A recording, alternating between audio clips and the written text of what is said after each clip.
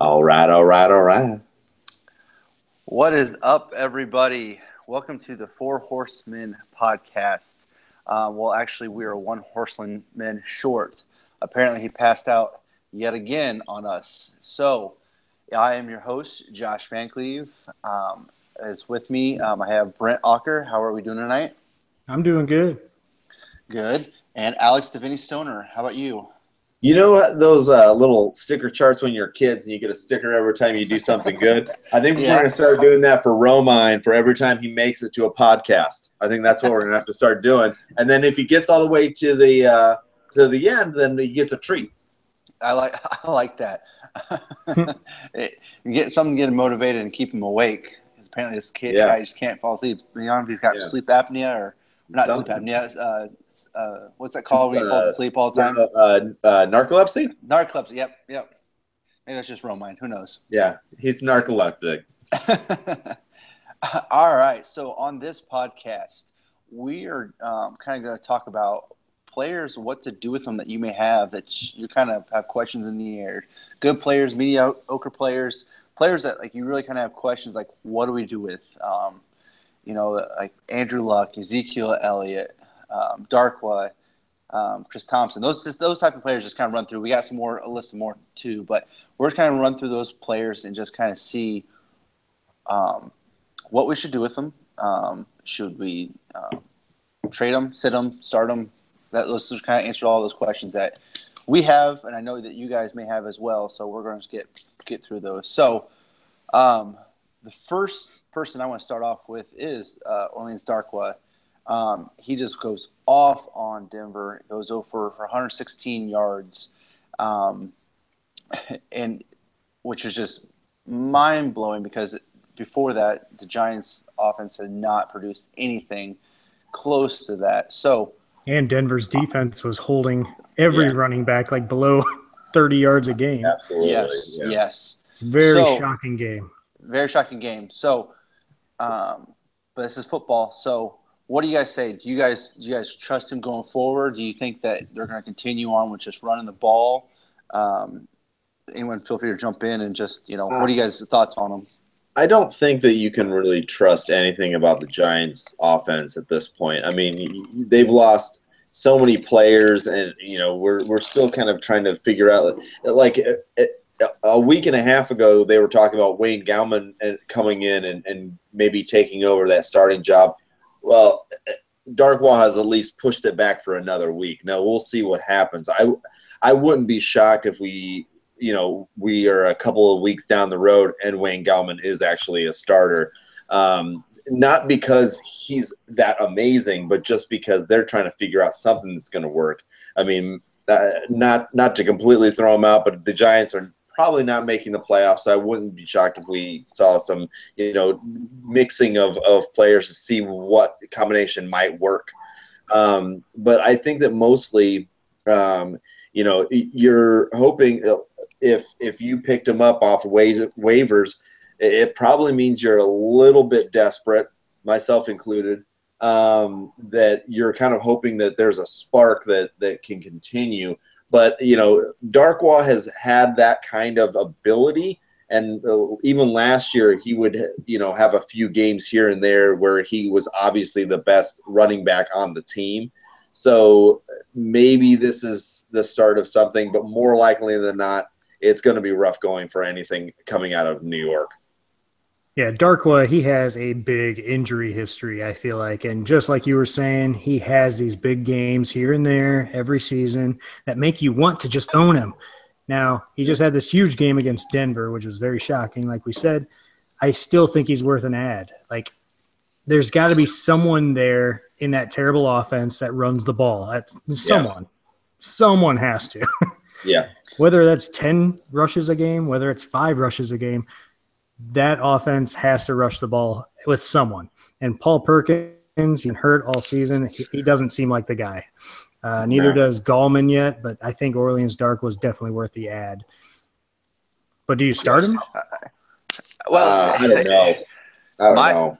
My opinion, because they're going up against Seattle, who isn't as strong as of a run defense as Denver was, but their secondary is a lot tougher. So with them not having a passing game, I wonder if they will run the ball. But I almost feel like if you feel comfortable with the running backs you have, I think you hold on them and see what they do with them this week. You can maybe fire them up in a daily as a kind of a cheaper option. What might be a good idea. Yeah. But I just maybe want to, if I feel comfortable enough, unless I'm dealing with a lot of injuries, if I can hold on him, I will, and see what the game plan they're going to be doing for the next couple of weeks. So just kind of see, okay, are they really going to be running the ball now since they have a new play caller now, and see what the kind of game schemes they're trying to go up with. That's just what I think. Yeah, I agree. So moving on from that point, I want to go to a running back duo that I know a lot of you listeners have been dealing with. They're in Tennessee. Derrick Henry and DeMarco Murray. DeMarco Murray was drafted as you know, the number one running back. You know, he's drafted at least in a late first round, early second round. And you're not getting the quality of production that you get from him. And now you have this emergence of Derrick Henry that timeshare. Then he exploded last week. So what are we doing with this duo here? I hope that you own both of them. I know I'm one league. I don't own both of them. So what are we doing, guys? What are we doing with these two guys? Well, here's the thing with these two guys. Both of them have established themselves as a capable running back solo each. Now on this team, they have to split carries, and it's working for them. They still have a great ground game, and every single week it seems like one of these guys is hitting, and the other guy isn't doing bad, but he's sustaining basically about a running back 2 or 3 option for you. Yeah. They're both almost startable. You could almost start one in a running back slot and the other one in a flex spot if you needed to. But you're running into this problem where a lot of people don't want to do that. They want to just put one of these guys in, and you will not be able to choose on a weekly basis who you start. You're basically going to put in your starting lineup whoever you drafted the highest. And that's a struggle week in and week out. And I don't think it's going to change unless there's an injury. Like, both guys look good. Both guys are performing. Tennessee's doing real well with their run game, but it's going to be a tough going on who to choose as far as starting each week. But Brent, what do you think about, like, when what VC just said? He owns one but not the other. Now, pretty much if you went and drafted Murray, you almost had to throw down, I don't know, a fourth, a fifth, a higher draft pick to obtain Henry. So if you don't have both of those guys, what are you trying to? Are you trying to get rid of that other one and send him to the team that has the other one? Yes, yeah, I think you should. I think that's the only way to go about it. If you only have DeMarco Murray right now, you don't feel comfortable starting him in anything other than a running back 2 or a flex spot because he's not putting up running back 1 numbers. So, yeah, if you have just one of those guys, I feel like you should probably trade them because you can avoid the headache that way, and hopefully trade them on a week that they actually do really good so that you can get the highest value for your trade. Well, and plus, if you're trading them, if you have DeMarco, trading him to Henry would actually be a little bit better for you because he's still technically the starter, and when Henry has a lower floor. That's what I'm trying to get at, is that Henry has the lower floor. So if you just have this situation where, they both kind of had good games, you can get rid of Murray and probably get a decent value out of it still. Yeah, I just think that it's a tough call, but I think you got to roll, especially DeMarco Murray, out there. Because at any point he can put up running back 1 numbers, and at that point, who are you going to start over him? If you don't, when you're drafting, unless you did some trades or got some good waiver wire pickups, him over there.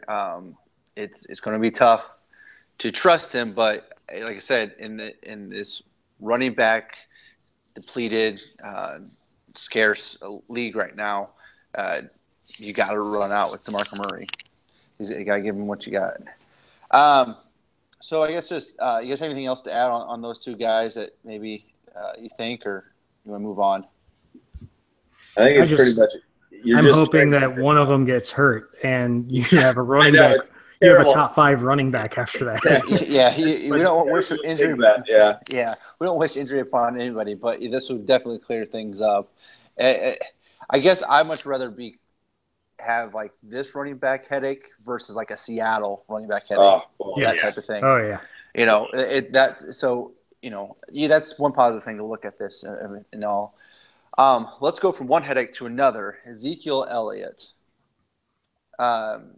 He has just been a headache all year with a suspension, non-suspension, postponed, whatever you want to call it, judge on vacation.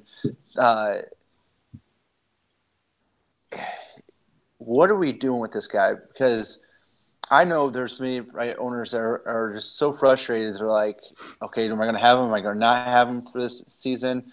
So it looks like we're going to have him for this upcoming week 7. But do we trade him? Do we just sit tight and ride the storm? What do you guys think? Well, I mean, as an owner of Ezekiel Elliott, you've gone through your ups and downs already this season. He was suspended, and then he wasn't suspended, and then they said he was. I mean, it's all through this legal process that nobody knows anything about, apparently. And it's just getting more and more complicated as the season goes along, it feels. They can't seem to rule anything definitive on this guy, and you don't know if you're going to have him the rest of the season. You don't even know if you're going to have him for this week, it feels like. So if you're an owner of Ezekiel Elliott, then, I mean, you've really tested your boundaries as far as stress is concerned for fantasy. But I guess my question to you, Alex, is if you're an owner of Ezekiel Elliott, do you just try trading him to see what you can get for name value? He's already at probably his highest value, coming off some good games. Can you trade him right now and get something in return for it so you don't have to deal with that headache anymore? I think if you can trade him to somebody, and I mean, are you just talking redrafts, or are you talking dynasty, or I mean? Well, I mean, you're also taking that risk for dynasty, because if he does not get suspended the rest of the season, the other owner obviously gets him for the rest of the season and could make the playoffs, a push at the championship. But if you trade him for dynasty purposes, he's more than likely going to get suspended next year then. Yeah. So run that risk regardless. But personally, I'm not a Ezekiel Elliott fan. As I've kind of discussed on the show, his ceiling is a little bit lower this year. I think we all kind of assumed that would be the case. But I think that kind of what you said, he's come off a couple of good games. And if I were a Zeke owner, I would just be kind of done with it. Like this up and down, what am I going to do with him? And I truly believe that you have to have not only I just lost his name, the backup. Alfred Morris, McFadden. McFadden. You have to have McFadden and you have to have Morris. So you've got 3 positions locked down when it's not because of an injury issue. It's because of a player's personality, essentially. And then that's a scary thing, because it's like, okay, has he learned from this mistake? Because a guy that's fighting and fighting and fighting to not be suspended for him being kind of a jerk, that just doesn't sit right with me, and it kind of makes me nervous that maybe he hasn't really learned his lesson. He just kind of thinks that everybody's like persecuting him and things, so that he might end up doing things again and get suspended again. So would you take like something straight up, like say Ezekiel Elliott for Jay Ajayi? Oh gosh, I don't know. I think that's a tough one, just because it's like, okay, Ajayi has that capability, but I think that Zeke is better. You know what I mean? Like, So yeah, so I guess what are you looking to get out of him if you do try to Right. trade him? And that's what I mean. You're looking for a running back to replace Zeke, so you don't have to deal with that headache. But But what? who So can what you you do get? like? Yeah. Sorry. Go ahead. Like a like okay, Melvin Gordon or I mean, Jay Melvin Gordon is a Ajayi? possibility. Honestly, like if I could, I doubt right now McCoy? because he's had a few good games, like Todd Gurley. I mean, the reason is that But more. that's go ahead. Well, I was just saying that where Gurley was drafted, there's a possibility that that team already has a high number one because he was kind of going into the second half of the second round. So it's possible that you could trade him to somebody that might already have a strong team, maybe already has strong running backs already, and they could say, well, I could, yeah, okay, I'll send you Gurley, but then send me Zeke and maybe a draft pick or something along those lines, so that if you're okay without Gurley and you can, grab a guy that hopefully for dynasty and you're not like too concerned about those issues. You just have to find the right owner, to be completely honest. There are going to be people that are worried about that stuff like me, and then there are people that are not going to be worried about that stuff, and they say, oh, it'll be fine once he finally has the solution. He'll probably serve only like 3 games, maybe 4. They'll cut it down, blah, blah, blah, blah. You have 2 mindsets, and you have to find that person that's going to be in that other mindset. See, I don't know if you're going to be able to get a running back one. Excuse me. It almost have to be like where – you get a lesser tier running back plus an additional something for Zeke. So like Carlos Hyde and something else? No, my God. I think that's too low. But see, that's what I'm talking about, VC. Like, I mean, you're still talking about a top 5 running back that you're giving up. I understand that he's got this situation looming, but still, you're still talking about a top 5 running back. Well, I get that, but like I think there's going to be more. I don't know if somebody's going to just straight up because they're going from Todd Gurley to where you get a good running back with a headache, though. So it's like that doesn't seem like a trade that I don't know if I would go with. I think you'd have to do either 2 for 1 or maybe do a 2-2, so like where you kind of like you can go in throwing a little extra on either side of it just to kind of even that thing out. Of course, Van Cleve would do that. Something would happen in that. What about this? Okay, you're coming off of you've got a headache with Elliott. Would you trade Elliott straight up for Jordan Howard?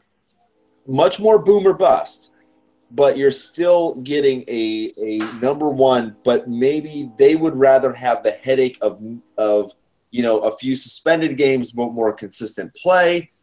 And you could have a player that is going to get a bulk of the carries. It just might not be consistent. I mean, just kind of rattling these off real quick. 22 points, 5 points, 50 points, 23 points, 17 points, 57. You're also talking points in our league. Well, I understand. But what I'm saying is that there's a huge discrepancy in point totals. Yeah. Would you trade, if you were Ezekiel Elliott owner, somebody offered you Jordan Howard straight up, would you do it? I would. I mean, I'd feel almost more comfortable with like a LaShawn McCoy who's having a down year. Yeah. LaShawn McCoy hasn't even had a touchdown yet this year, but he's getting way more. He's getting the volume that I'm more comfortable with, especially in like PPR leagues because of the passing that he gets. Yeah, I would say it's probably close to that because I know you can get the volume with at least Jordan Howard, and I can feel comfortable week in and week out knowing that he can take that volume. I mean, a dynasty, I think I take Ezekiel on that, and Well, see, what I was going to say is to Brent's point, I wouldn't want McCoy in a dynasty format. I wouldn't want to give up an Ezekiel Elliott for LaShawn McCoy. But in redraft, I could see where you're talking. So moving on just from the trade talk of Zeke, like let's say Zeke does get suspended. There's been a lot of like trends on Alfred Morris. A lot of people think it's Darren McFadden that you're going to be owning. Which running back is the running back to own if Ezekiel Elliott is suspended? I think it's Alfred Morris. I understand that he's not the next in line, but can you really trust McFadden in any way, shape, or form? I mean, the guy stubs his toe walking out his front door every day. Like, I mean, I get that, but you also have Alfred Morris doesn't play in the passing game, where Darren McFadden does. I can see it be more of a committee. See, that's the thing. I go back and forth too, because I feel that Alfred Morris would be the more dominating back, and you can trust him more. But if Darren McFadden plays, I think he plays the both roles. So, but here's what I'm thinking though. I think that you're correct that McFadden is the better choice, but I think that by the end of that 6 weeks, Alfred Morris would be the starting running back due to injury or something along those lines, because McFadden has the talent to be a poor man's version of Zeke, but Morris has the ability to like carry through. I mean, you might have to get to 100 yards, he might have to carry the ball 25 times, but I still think that he is the more consistent player, and less likely to get injured, just because McFadden just is always injured, always. So I just think McFadden has more of the skill set to suit the Cowboys' offense. I think Alfred Morris is just more of that change of pace back that I think is probably going to get those 10 to 12 touches. Like he might get the ball a little more, but I don't see him getting the ball a ton. I do see them giving the ball to Darren McFadden to do everything. So I feel like McFadden is more of the guy to own if Ezekiel Elliott's suspended. Morris would be the guy once McFadden goes down. Well, but that's what I was going to get at. Do you feel comfortable only having McFadden? I would, but it would. I don't know. He did good when he had his opportunities with Dallas. It's just he's getting older and he is injury prone too. Well, so. I mean, do you think people have the bench space for all three Cowboy running backs? I think that of all the teams that you would have, that you would create that bench spot or those extra bench spots, Dallas is definitely one of them. You know, we were just talking about Tennessee. If you drafted Murray, you definitely at least made an attempt to draft Henry. So you are talking one more player, but what you are talking about is if one of those guys goes in, they are a possible top 10 running back. And that's the reason why you hold on to the guys like that and backfields like that, because if one guy goes down, the other one just steps right in. And even though they might not have the ceiling that the other one has, they still have a much higher floor than a lot of other running backs have. Absolutely. Brady, you have anything to add on that? Nope. I think we pretty much said it all. Yeah. So going on to switch out of running back mode here, let's go to a frustrating situation, especially for me as a Colts fan and Brent, you as well. Andrew Luck. I am an Andrew Luck owner. I don't know if you guys have Andrew Luck in another league or not. It is very frustrating how the season's gone. You expected him to start the season, and then it began the season towards before the season started. You heard it's gonna be a couple weeks, and then it just keeps getting delayed more and more and more. And I get now the feeling they're gonna shut him down for the rest of the season. What are we doing with Andrew Luck? Give me both formats, dynasty and redraft. What are we doing with Andrew? I mean, a lot of people drafted him later in drafts, but he's still got the upside to the point where he could give you top 5 numbers on a weekly basis, which is fantastic considering the Colts are probably going to be down in most games. But at the same time, it's like you just don't know when you're going to get this guy. It feels like the Colts organization is just giving you the runaround every single week, and you just don't know. And who knows? Maybe Luck really had this setback a couple weeks ago, and now they're just getting to telling us that, this week. And it just – I don't know. It's so frustrating for those owners that have stashed him on the bench, just waiting and waiting. They could have put him on IR, designated to return, and they never did. They took him off the PUP list prior to the season thinking, hey, we might have him week 1. nothing has come about with this situation, it seems. And it's very frustrating. So I almost feel like if you've had him on the bench thus far this season, almost ride it out. Just might as well ride it out. Why not? Even in redraft? Yeah, because I think he could be the difference maker between actually winning your championship and playoffs. Yeah, when you do get him, hopefully for playoff time. I hope that you get him to look up like a few weeks before playoff time so he gets that rust off. Well, but here's the thing is that, Andrew Luck is probably I would say top 5 in my personal opinion. I think he's top 3. I think that he's actually held back by some of the things that the Colts have, as an organization, have actually done. I think he's a much even better quarterback than he's actually shown. But this injury bug that he's got going on right now is very concerning when you're talking about dynasty. I definitely think that if you don't own him in a dynasty, try to buy low. If you have him in dynasty, I think you have to hold on to him simply because of the fact that he has that ability to be a difference maker on your team, and you aren't going to get the value that you think that you deserve for him. So I agree with Brent. Sit on him in redrafts. I would sit on him as well, because if they in 4 or 5 weeks he's good to go, he's going to be ready for your playoffs, and depending on who you've got, I mean, that could mean you win a championship off of his back. So I definitely think that you want to hold on to him. See, what about dynasty formats? Are you still holding on to him, or do you guys think that I see zero issue not to. Yeah. I don't want to get rid of him. I think that you just have to ride it out. I mean, he's. I hope that this is not his new trend.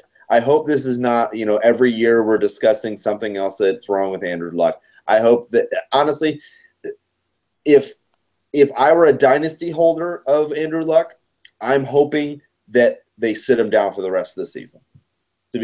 I want him fresh for next year. I want him ready to go. The team's not going anywhere this year, so you might as well sit him down, let Brissett finish out the season, and honestly, it wouldn't be bad for Brissett to get those reps in so that they actually have a quality backup if he does end up being one of those guys that is injury prone, for a few years. So if I don't own him, I would love to trade for him and stash him on my roster in Dynasty. Absolutely. Yeah, I think so too. I would tend to agree with you guys.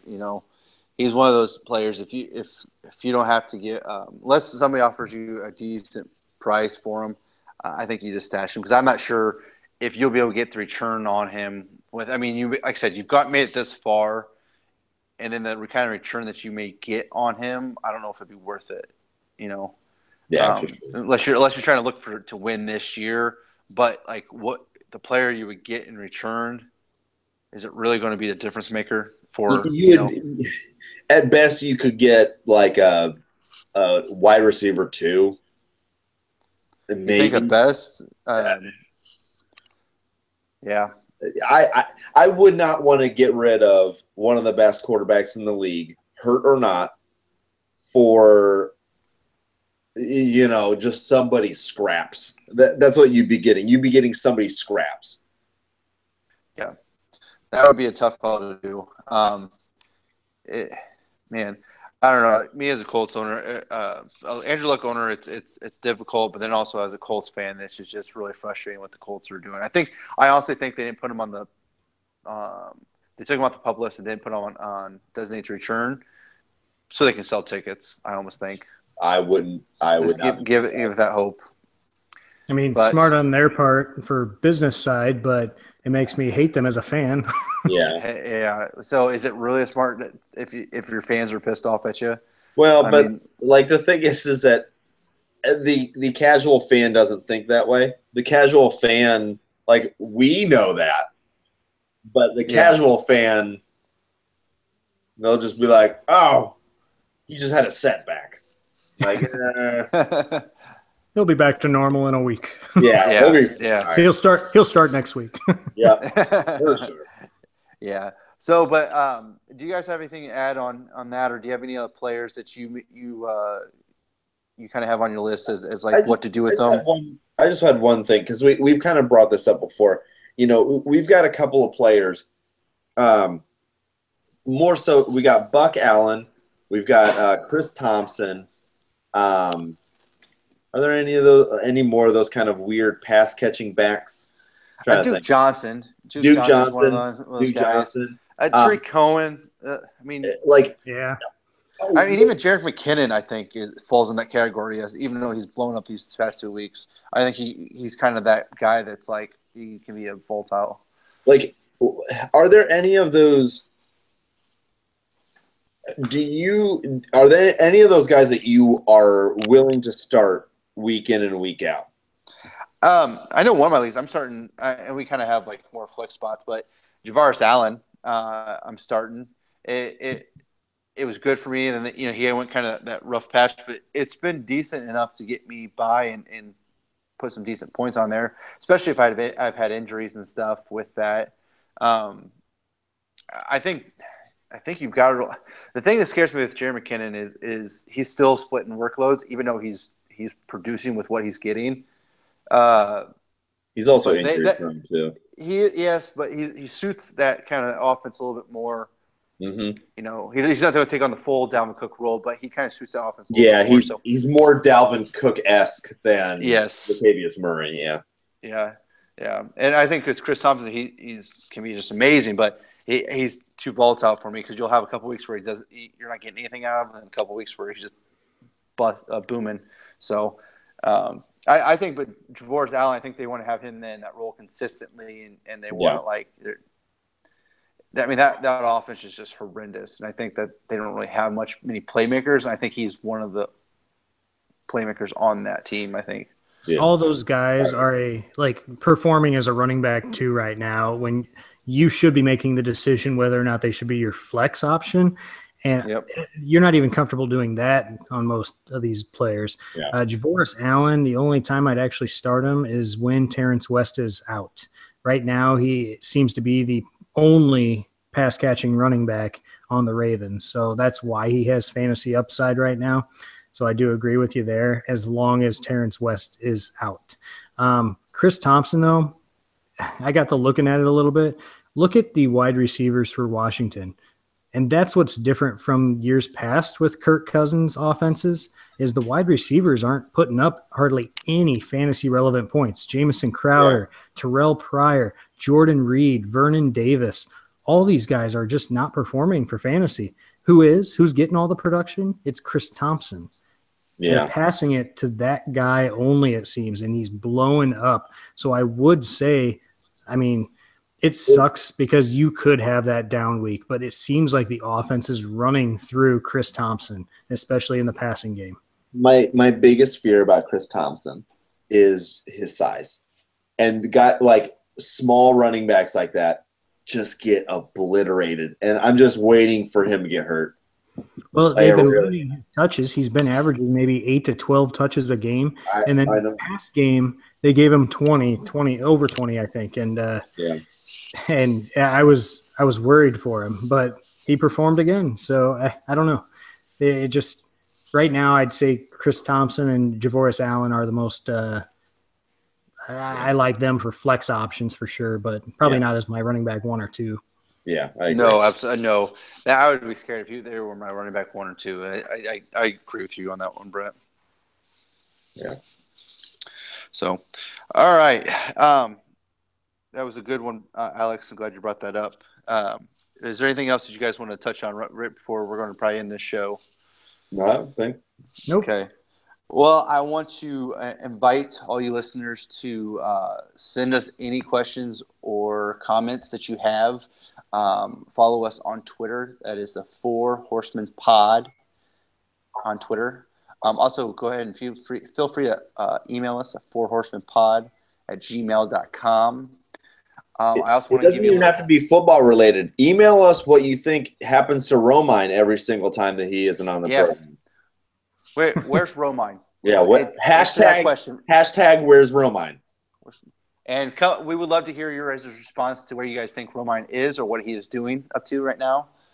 We said he's asleep, but we don't really know. He could be doing a lot of different things. But I also want to leave you with this tease. Make sure to tune in next week as we'll be halfway through this. It should be over halfway. This is our halfway point. Technically, with fantasy, how your playoffs work depending on what league you're in. But if you're sitting there at 50-50, what do we do? Tune in next week, and we'll let you know. I am Josh Van Cleve with Alex Devine Stoner and Brent Ocker. We thank you for listening. We're out.